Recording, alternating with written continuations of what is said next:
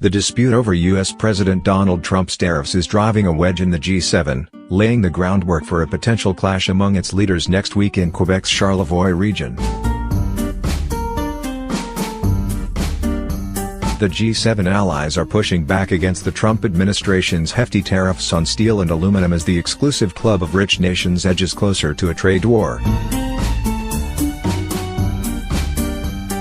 Following the conclusion today of a three-day meeting of G7 finance ministers in Whistler, BC, Finance Minister Bill Morneau issued a chair's summary that says the other 6 members want Trump to hear their message of concern and disappointment over the U.S. trade actions.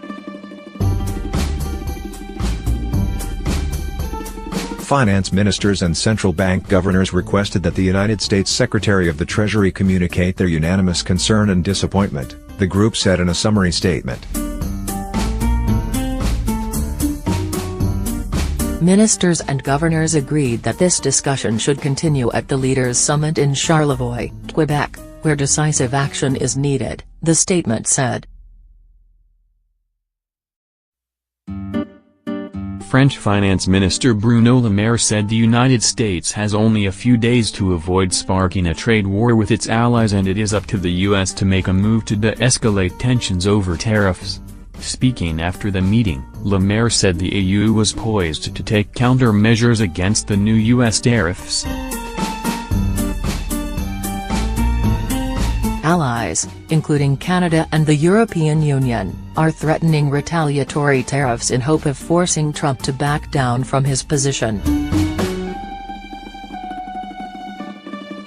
They are calling for decisive action from Washington and are urging U.S. Treasury Secretary Steven Mnuchin to deliver their message before next week's Leaders' Summit.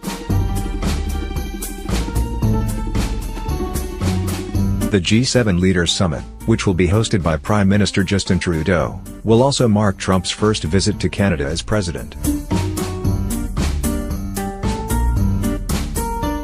The U.S. steel and aluminum tariffs were imposed early on Friday after Canada, Mexico and the EU refused to accept quotas in negotiations with U.S. Commerce Secretary Wilbur Ross. The tariffs have applied to Japanese metal producers since March 23.